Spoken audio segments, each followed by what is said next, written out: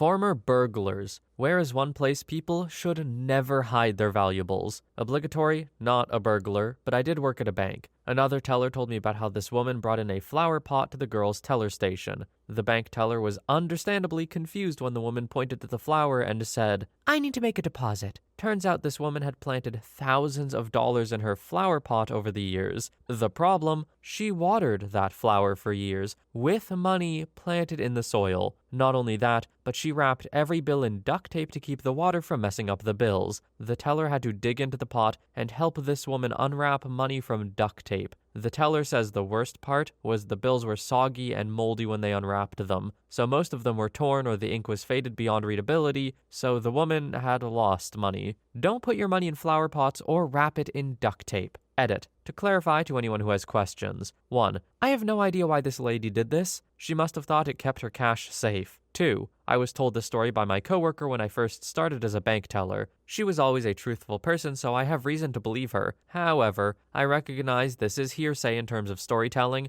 I'm just repeating what I was told. 3. The government does take damaged bills back and refunds you your money if you meet their guidelines. Please utilize this if you're worried about your bill's integrity. 4. Also, I worked at a credit union, so we were required to do ridiculous and odd things like this for customers. This is just one of many strange stories I heard and or experienced. To understand the teller's, line of thinking, please note that any signs of a customer being unhappy was dealt with by being verbally reprimanded in front of the customer, even if we were following policy. At that point, just keep it under your mattress like the stereotype goes. Why a flower pot? I guarantee you her thought was, well, if a burglar breaks in, they're gonna check under the bed. Everyone keeps money under the bed. But the flower pot, they'll never see it coming. Story 2. Vehicle security expert with multiple specialized certifications here. New cars cannot be hot-wired. I know these systems inside and out. In addition to knowing everything about how they're wired, I'm also a senior-level software engineer, and I can also say that they can't be hacked by damn near anyone, besides high-level security researchers. New cars can only be stolen in one of 3 ways. 1. Incredibly obscure and hard-to-get hacking tools based on reverse engineering the manufacturer's official diagnostic equipment for their dealership service centers. These typically aren't sold. Whatever crime organization went to the trouble of making it wants to keep it exclusive. Only gets sold on deep web markets when they upgrade to better versions. These typically only work for very specific models, for example, the 2016 BMW 3 Series, and you also need a blank key too. This technically exists, but it's not really common whatsoever, in America at least. 2. Tow truck. Just a plain white tow truck. 3 to 5K used. Some magnetic logos that can be put on / taken off very quickly. A fake company or a real one, doesn't matter. Can really take it to the next level by having carbon copy invoices and wearing a mechanic jumpsuit with a name badge, then go tow whatever the hell you feel like. As long as everything looks legit, bystanders won't think of it as a crime. If anything, they're thinking, haha, that expensive Mercedes is getting repoed, lamo. 3. Kicking in someone's front door, snatching the keys off the key hook next to the door, jumping in the car and driving off. That last method is free, requires 0 specialized knowledge, requires 0 specialized tools, and literally anyone can do it. If someone sucks at breaking down doors, that's easy to get around too. Buy a fence post driver for $30 and fill it with cement. It's basically a homemade version of the handheld battering ram police use. Swing hard and aim for right between the deadbolt and the handle. Wear gloves, cause you might as well just leave it there. Can I read this on YouTube? That last part was a tutorial on how to steal a car. Can I do that? Story 3. Quick tip for you single ladies out there looking to avoid assaulters. Go and buy a pair of used work boots from a thrift store and keep them in front of your door. I'm a criminal defense attorney, and I've represented 100 to 150 assaulters over my career. The work boots, as opposed to sneakers, are important, because most guys that do manual labor are fairly strong. I've had several of my clients tell me they would avoid houses / apartments where there were men's shoes out front, because they weren't looking to get into a fist fight with a man that might very well be bigger, stronger, or meaner than them. They are scum-of-the-earth cowards looking to prey on women because most women aren't as physically strong as the average man. Also, flip your blinds up, not down.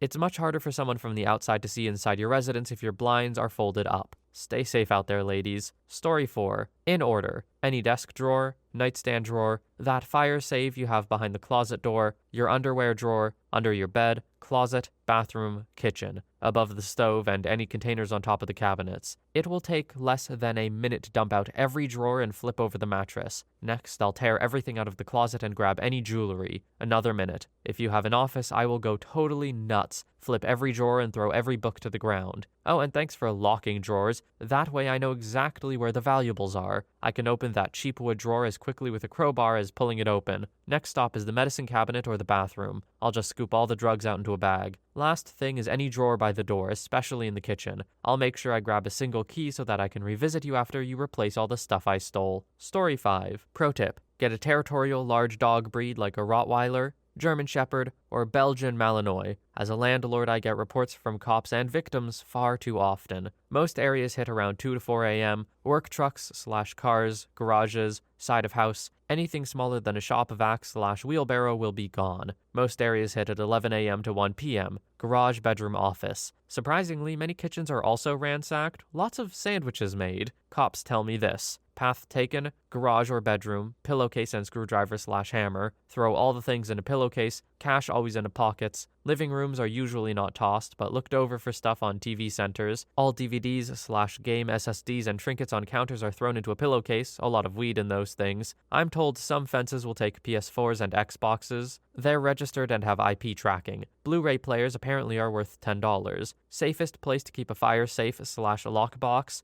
under bathroom sink, bolted to the vanity. Safest place to keep a firearm, gun safe or on your person. Never in a sock drawer, left in your vehicle, or in a bug-out bag. If you have a piggy bank, coin jar, put that B under the bathroom vanity too. Most TVs are never taken. Too heavy, too bulky, not expensive enough, and hard to fence. Not a thief. In the criminal sense at least. Story 6. Fun fact. Aunt died and had valuables hidden throughout the house. She was certainly a cranky old cur, the one who had a ton of dough, no offspring, didn't donate, and thought she could take it with her. Well, hell. When she died, I helped out my elderly parents clean out her place. Instead of just being able to throw away the junk and pile up the clothes and other items to donation centers, we had to rifle through every pocket, every damn planter, pot and pan, etc. It was sort of fun, but took a hell of a long time. From what I recall, there was a few $100 inside a few planters, 4.5K in the bottom part of an unused planter, under some little foam brick you stick fake flowers into, that was tucked way in the back of a cabinet,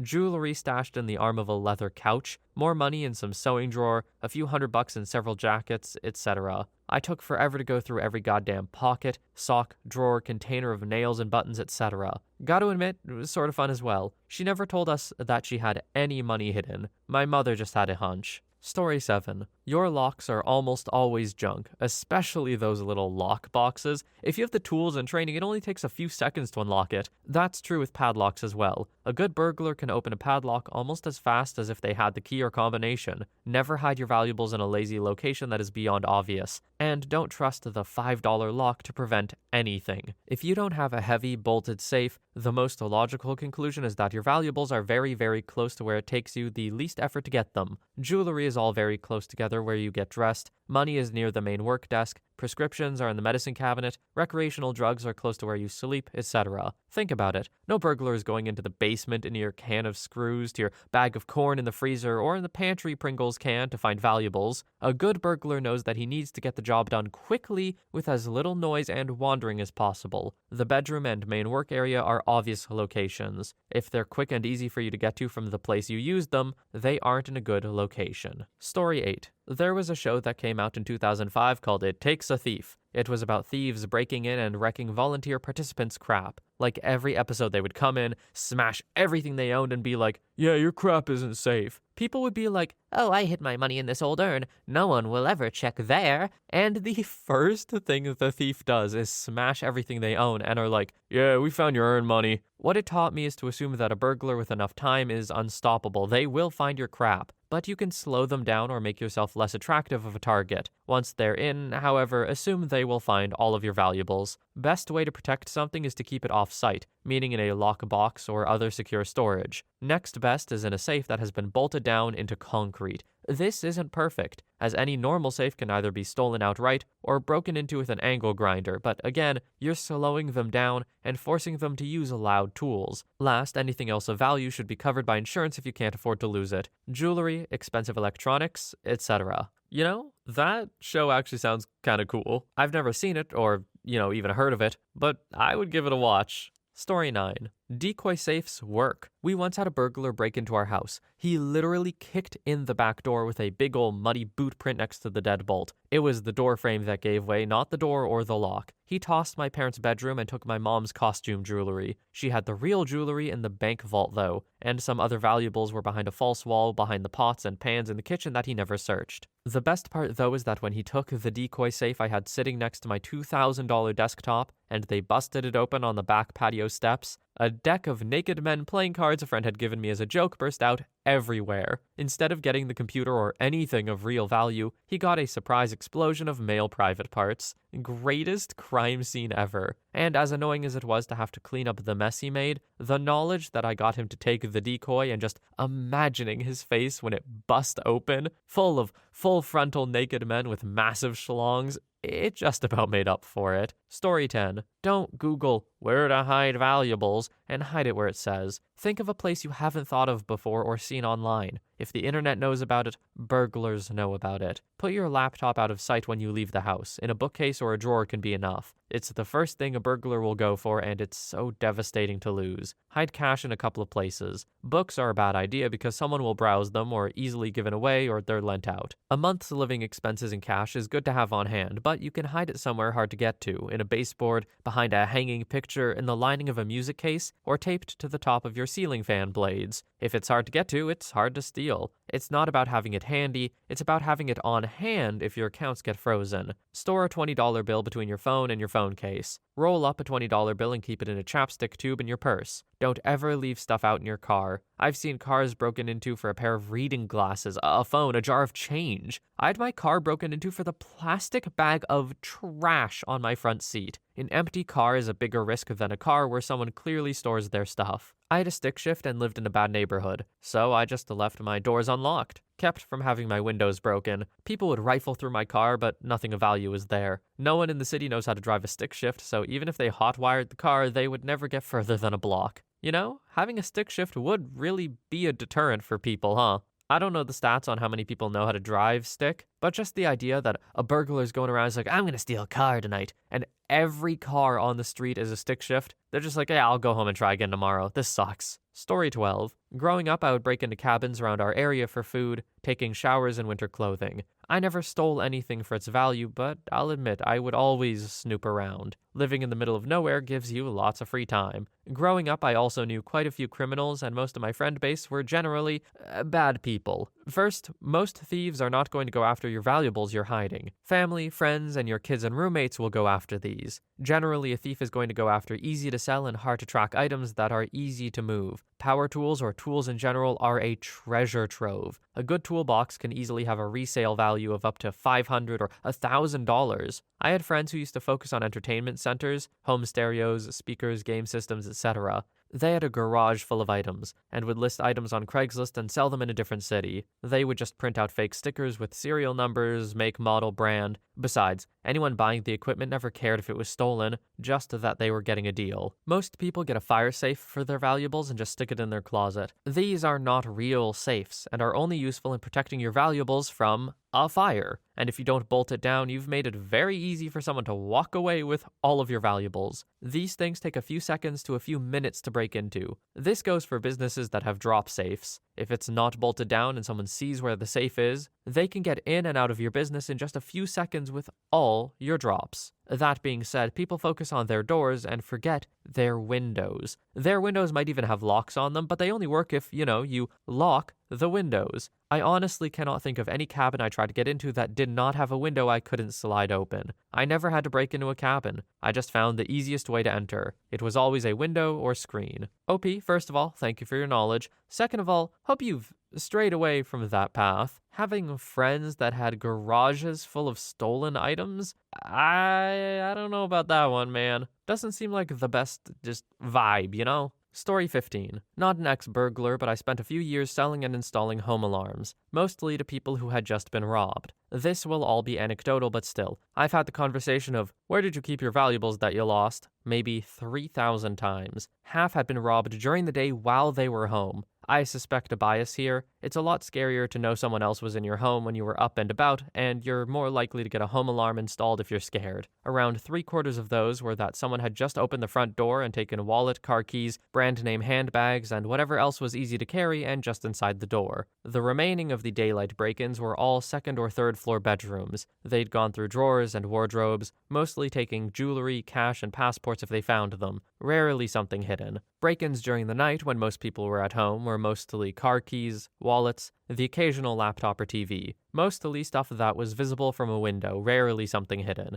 Break-ins when they weren't home were the craziest though. A surprising amount of valuables had been lost after they'd been hiding in an oven or fridge. A good few dozen had lost jewelry hidden in curtain rails, lots of air vents being taken down and searched, passports hidden behind picture frames. I realized you can't hide something which someone creative with a lot of time can't find. So it's best to just not keep valuables at home when you're away for more than a few days. As for fake stuff with hidden compartments, light switches, books, potted plants, photo frames, and so on, you learn to spot the most common ones. Unless it's something you've made yourself, i.e. unique to your home, you just show an experienced burglar where you're keeping your valuables. Story 16. Not a former burglar, but I asked one. He said the obvious places were under the mattress, inside dresser drawers, surprisingly inside suit pockets, obviously display cabinets, safes that are out in the open. Now, a good question becomes, what deters a burglar? Some of those are any camera, real or fake, dogs, windows that are higher up, motion lights, properties that have one point of entry, such as a long driveway or have gates to enter, music or TVs being on, cars and driveways. Story 17.